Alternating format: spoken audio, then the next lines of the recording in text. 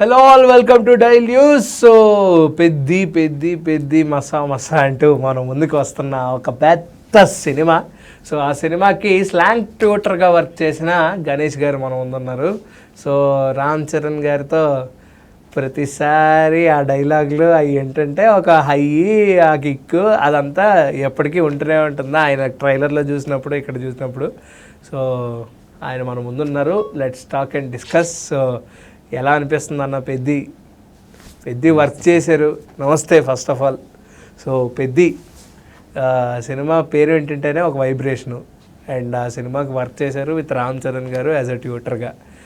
ఆ స్లాంగ్ అసలు ఒకటిలేగా బతికేనాకి చేసేనాకి అంటూ ఎలా అసలు ఏంటి పెద్ది గురించి? పెద్ది అనే ప్రాజెక్టు చేస్తానని నేనైతే అనుకోలేదు.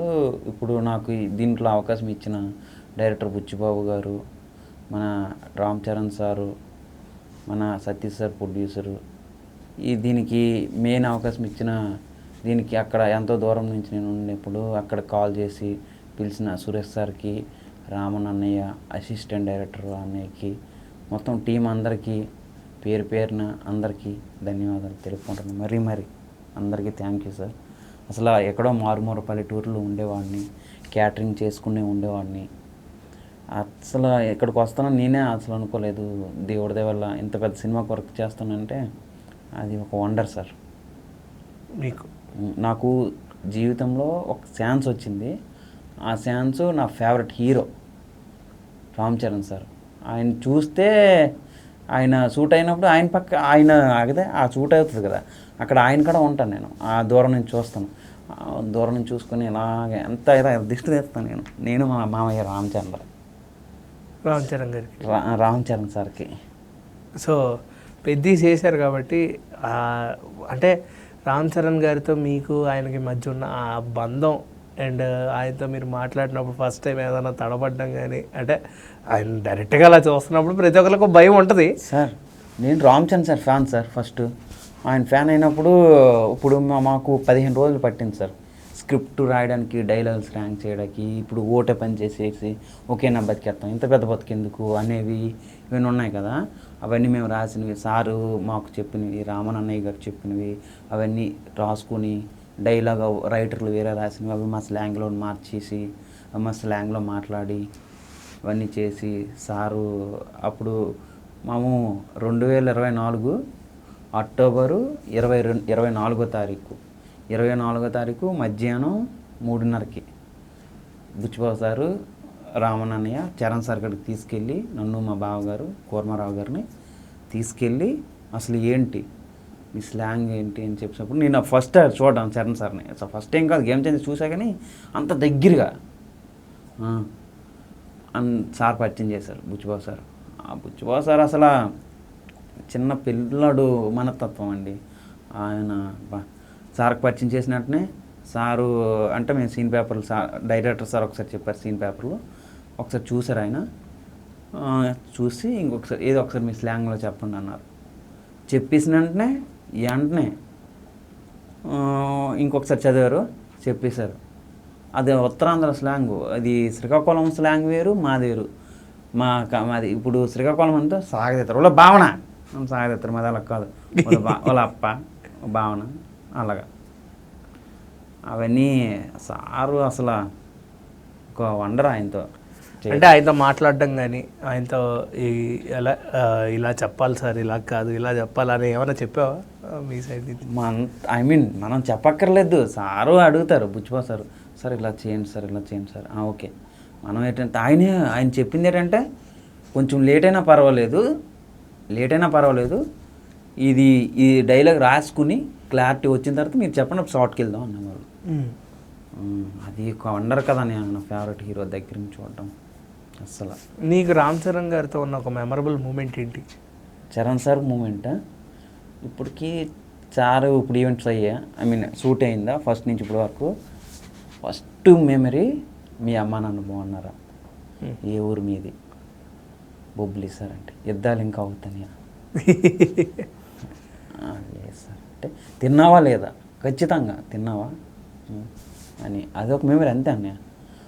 ఆయన వండర్, ఆయన అంతే. అలా అంటే మా నాన్న బాగున్నారు తిన్నావా లేదా అని అడగడం కూడా చాలా అంటే ఎవరు అడగరు బేసిక్గా. మా డైరెక్టర్ సార్ కూడా ఖచ్చితంగా అందరిని అడుగుతారు యూనిట్లో తిన్నావా లేదని. అసలు తిన్నావా లేదన్నప్పుడు ఇప్పుడు షూటే అవుతుంది కదా, క్రికెట్ సీన్ అయింది, క్రికెట్ షార్ట్స్ అయినప్పుడు 20 రోజులు 25 రోజులు షూట్ ఉంటుంది. 20 రోజులు 25 రోజులు అంటే మినిమం రోజుకి 4000 మంది జూనియర్ ఆర్టిస్టులు, 3500 మంది క్రూ అంతా కలిపి 4000 ఉంటారు. అంతమందికి ఇప్పుడు జూనియర్ ఆర్టిస్టులకి వేరే అక్కడ ఫుడ్ పెడతారు, ఆ కంపెనీ ఆర్టిస్టులకు వేరే అక్కడ, మెయిన్ ఆర్టిస్టులు వేరే అక్కడ వేరే అక్కడ. ఇప్పుడు అంతా కలిపి జూనియర్ ఆర్టిస్టులు కూడా ఫుడ్ పెడతారు. ఆ జూనియర్ ఆర్టిస్టులు కూడా ఫుడ్ పెట్టినప్పుడు బుచ్చిబాబు సారు, చరణ్ సారు ఖచ్చితంగా నన్ను గంగరాజు, బుచ్చిబాబు సార్ మేనేజర్ గంగబాబు అని ఉంటారు, ఆయన్ని ఇద్దరిని ఉంచేవారు. అందరికీ లాస్ట్ ఆ 3500 మంది తినేంత వరకు మేము ఉండడమే. మేము ఉండి తినేసారా అయిపోయిందా అని అయిపోయిన తర్వాత అప్పుడు సార్ గడికి వెళ్ళాలి. సార్ అప్పుడు వెళ్ళేటప్పుడు తినేసారా మీరు వెళ్ళి తినండి అని చెప్పేవారు. అంత మహానుభావుడు మా సార్. ఎలా వచ్చింది నీకు అసలు పెద్ద ఆఫర్ ఎలా వచ్చింది అసలే నీ దగ్గరికి? పెద్ద అంటే నువ్వు వెళ్ళావా లేకపోతే ఆఫరే నేను వెతుక్కుంటూ కొన్ని మిరాకిల్స్ జరుగుతాయి జీవితంలో? మిరాకిల్ అని నీ జీవితం ఎలా మారింది పెద్ద ద్వారా? నా జీవితం ఎలా మారిందంటే అది ఒక వండరు. మిరాకిల్ అంటే ఈ ఆఫర్ ఎలా వచ్చిందంటే, సురేష్ సార్ అని కోఆర్డినేటర్ సార్ ఉంటారు, ఆయన విజయనగరంలో అటు ఆడిషన్ అయిందనమాట. ఆడిషన్ అయినప్పుడు నేను వెళ్ళాను. ఆడిషన్ కాకుండా ఆడిషన్ చూడడానికి అటు ఇటు వెళ్ళినప్పుడు సార్ తీసుకెళ్ళేవారు. సురేష్ సారు, శ్రీనన్నయ్య, శ్రీహర్ అని అసిస్టెంట్ డైరెక్టర్లు ఉంటారు, బుజ్జి గారు మేనేజర్ గారు, వాళ్ళతో వెళ్ళాను. వెళ్ళినప్పుడు అప్పుడేమంచో ఆయన ఫోన్ ఆ వాయిస్ రికార్డు సార్కి పెట్టమన్నారు. సార్ అడిగారంటే ఇలా పెట్టు అన్నప్పుడు పెట్టాను. వాయిస్ రికార్డ్ పెట్టినప్పుడు ఇంకా రామన్ అన్నయ్య ఉంటారు, ఆయన వచ్చి సెలెక్ట్ అయ్యా, నువ్వు వచ్చి గణేష్ అన్నారు. వచ్చి గణేష్ అని చెప్పగా నేను ఇంట్లో ఏం చెప్పగలను? హైదరాబాదు ఎక్కడో బొబ్బిలి ఎక్కడో మల్లంపేట, అది అంత దూరం నుంచి అంటే ఫస్ట్ మా అమ్మ నాన్న ఒప్పించాలి. నేను ఫస్ట్ మా అమ్మ అనేది ఏమని తెలుసా, ఊరికో అవన్నీ ఉట్టు అట్లా నిన్ను కిడ్నాప్ చేసిస్తే ఎవరైనా చంపిస్తే అసలు ఎక్కడి నుంచి ఎలా ఎవరో మనకేడు తెలుసు అంటే, నాకు ఇష్టమైన దేవుడు సుబ్రహ్మణ్య స్వామి అన్నీ, మా అమ్మ కూడా ఆయనే నమ్ముతుంది, ఏదైనా అమ్మా ప్లీజ్ అమ్మా అని చెప్పిన తర్వాత పంపించాను. అంతే అంతే. నీ లైఫ్ ఏంటి అసలు? నువ్వు ఎక్కడి నుంచి వచ్చావు ఏంటి అసలు? అంటే ఎలా ఉంటుంది నీ జీవితం అంతా ఈ పెద్ద ద్వారా ఎలా మారింది అసలు? నీ బ్యాక్ నీ వెనకాల ఏంటి? నువ్వు ఏంటి అసలు? ఇప్పుడు నేనేంటంటే సార్, ఇప్పుడు మా నాన్నగారు, మా అమ్మగారు, నేను, తమ్ముడు, మేము నలుగురము. అమ్మ తాపి పనికి వెళ్తారు సార్, నాన్నగారు హోటల్ పనిలో పనిచేస్తారు. మా నాన్నగారికి రోజుకి 200, అమ్మగారికి రోజుకి 150 అప్పుడు. అయితే మంచి ఇప్పుడు ఇది 2003లో అప్పుడు. ఓకే, అప్పుడు నేను చదువుతాను కదా, అలా నేను దాంతో నుంచి అసలు మా పరిస్థితులు అయితే చిన్నప్పుడు అయితే మా నాన్న ట్రైన్లో సమోసాలు అమ్మేవాడు. ఫస్ట్ తాగేసి వచ్చి నన్ను అమ్మని కొట్టేసేవాడు, ప్యాకెట్ ఆడేసేవాడు. చాలా చాలా అన్ని బాధలు అయినప్పుడు చిన్న పాలపేటలు వేసాను. 10th క్లాసు చదివాను.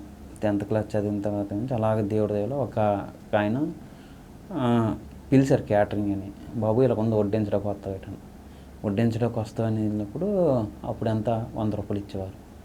అలాగా క్యాటరింగ్ బాయ్స్ని అందరినీ ఒక్కడు గుట్టు పెట్టి అలా తెలిసి అలా చిన్న ఈవెంట్ పెట్టుకొని నేనే చేస్తాను క్యాటరింగ్.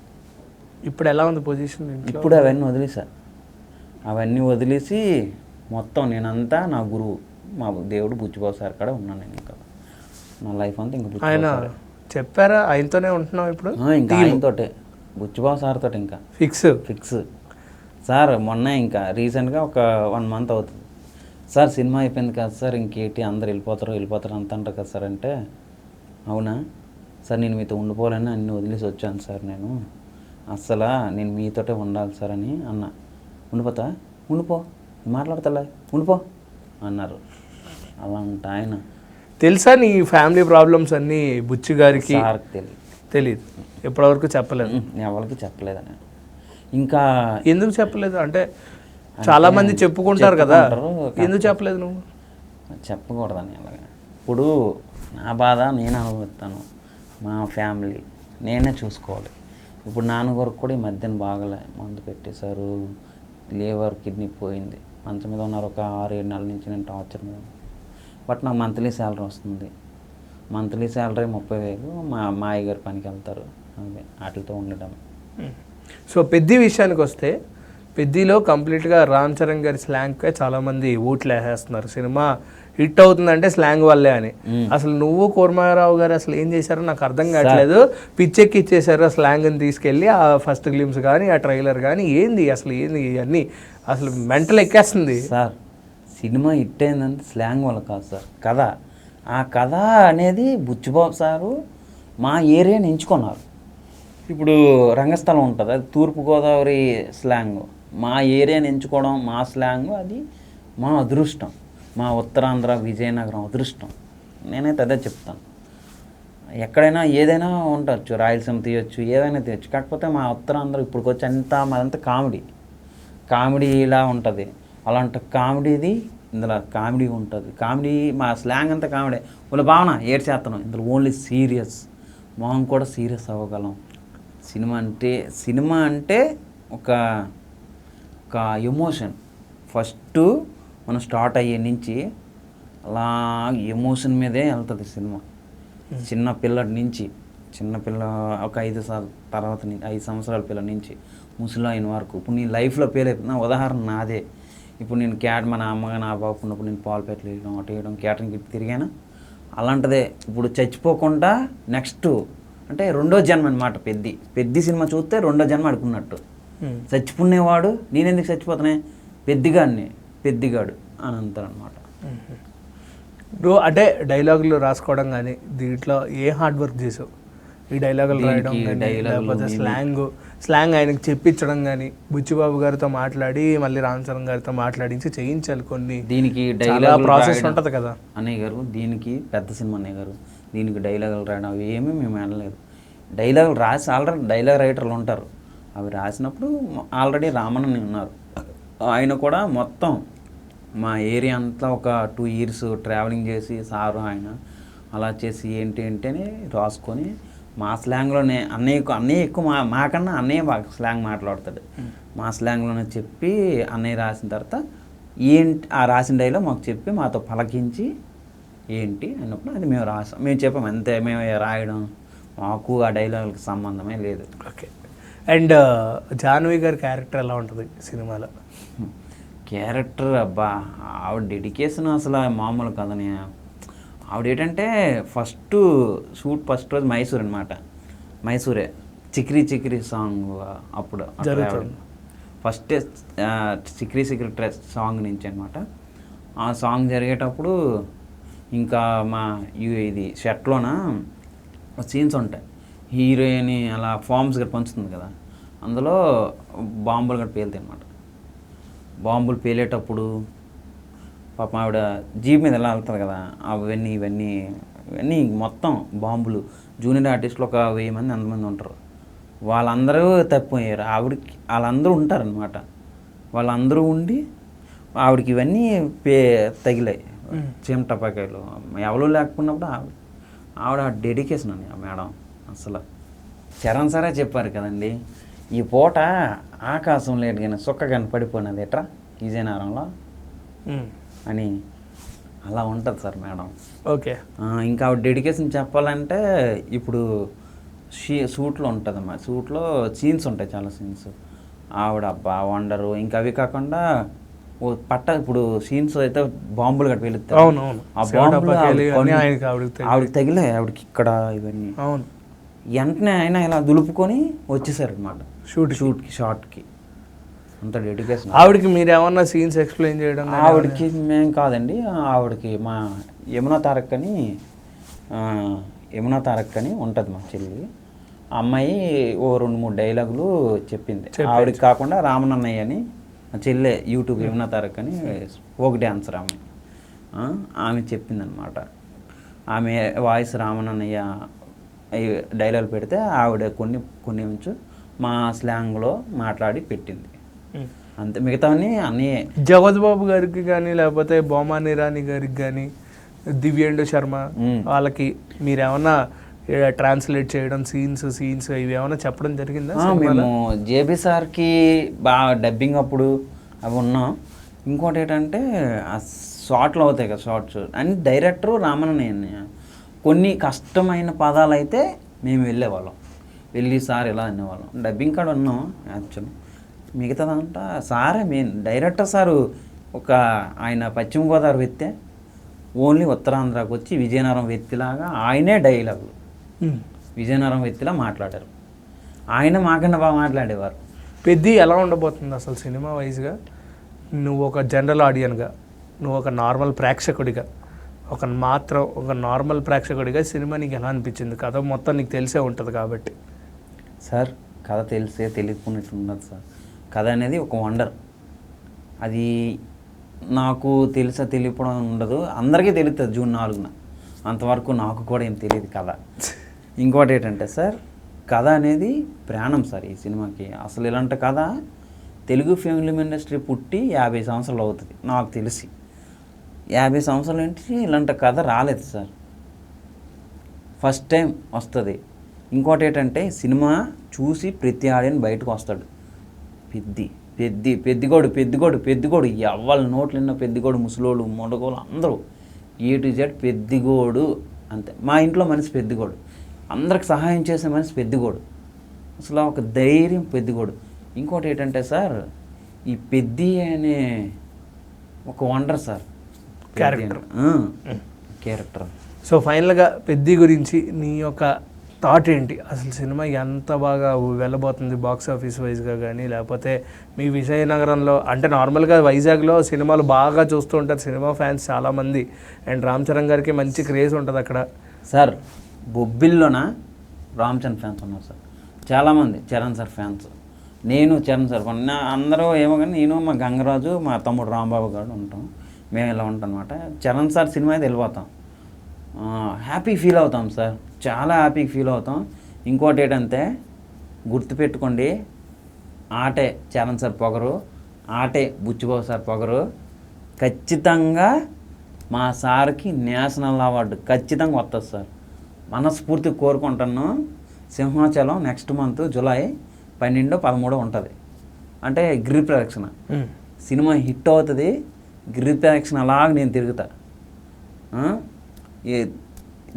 దాని చుట్టూ తిరిగి ఖచ్చితంగా ఆ తర్వాత కానీ నేషనల్ అవార్డు కానీ చరణ్ సార్ కాబట్టి అడగండి. ఖచ్చితంగా ఈసారి నేషనల్ అవార్డు చరణ్ సార్దే, బుచ్చిబాబు సార్ది. పెద్ద సినిమాదే, ఎక్కడ చూసినా ఫిలింఫేర్ చూసినా పెద్ది. ఓకే, అంత మంచి సినిమా సార్ ఇది. సో ఇంత నువ్వు నేషనల్ అవార్డు అన్న తర్వాత we are eagerly waiting sir. National award అన్నాం కాదు సార్, మీకు ఎలా ఉంది సార్ యాక్టింగ్?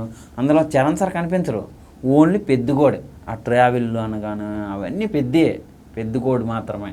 ఓకే, సో ఫైనల్గా సినిమా గురించి ఏం చెప్తావు ఒక్క మాటలో? పెద్ది అంటే ఇది అన్నట్టు ఒకటి చెప్పాలంటే ఏం చెప్తావు?